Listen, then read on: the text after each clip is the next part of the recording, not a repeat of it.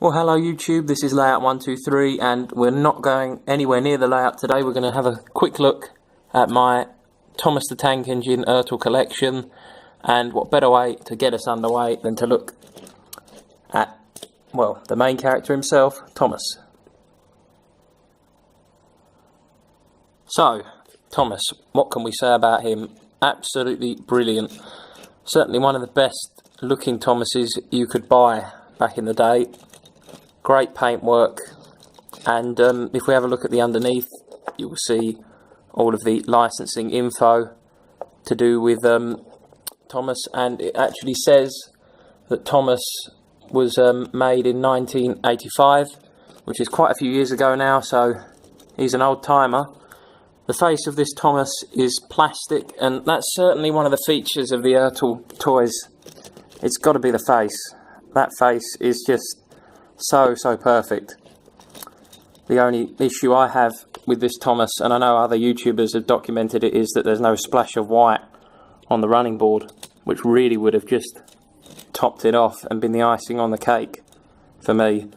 But at the end of the day, it is only a toy, and I think we are going a little bit over the top if we're going to expect absolute perfection. And now let's have a quick look at Duke, and whoever had Duke before me must have loved him, because the paintwork is chipped here and there.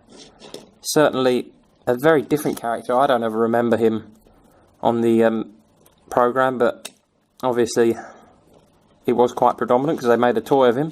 If we have a look on the underneath, you will see that Duke is dated 1995. And another thing just to point out is my biggest sort of fail with the Ertl toys has got to be the wheels. I mean, they're just so small and they don't really spin that well, which is a bit of a disappointment. But apart from that, I think these toys are pretty good.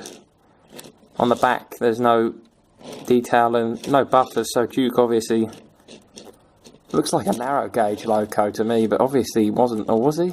I don't know. Comment below if you know. Help me out.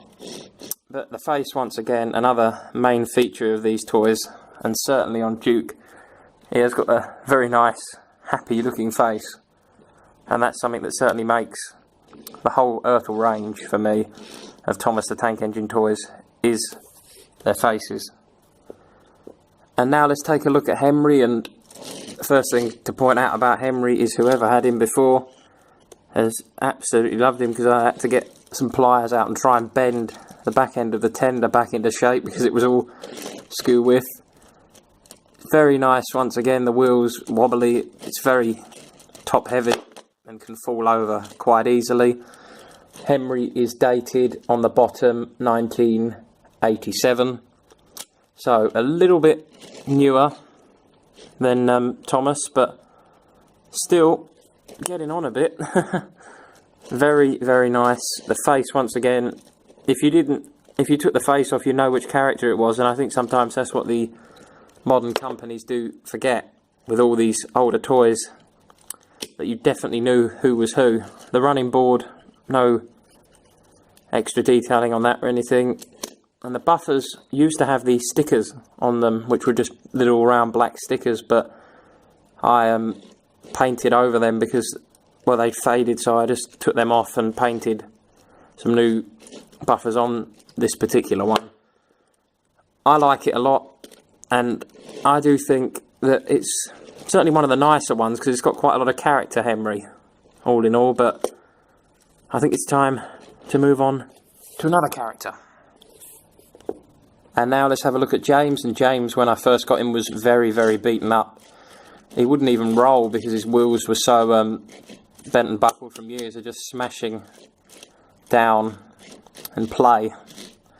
If we look at James's face again, you instantly know that is James, and even now he doesn't really run properly, but I like the character of a toy that's had a little bit of play. If we have a look again at the tender, this is something I forgot to point out previously, but they're constantly stuck, so you can't really do any tight cornering with them. But at the end of the day, it's just a toy, so I don't think that's a real issue. And sometimes it's quite nice to see a bit of variation, not always see that the tender comes off, because you could lose that, and I don't think whoever had this before would have kept the tenders right next to the engines. This James has certainly seen a lot of play value. His face is coming off a little bit. James is dated 1987, so another older toy once again in this range. And, well, you just gotta love this version of James. And this is the last one of my collection. This is Douglas, and Douglas is the newest. He is 1992. He's completely different when it comes to the face, though, as Douglas's face is metal. All the others were plastic that I've shown you, and Douglas once again has the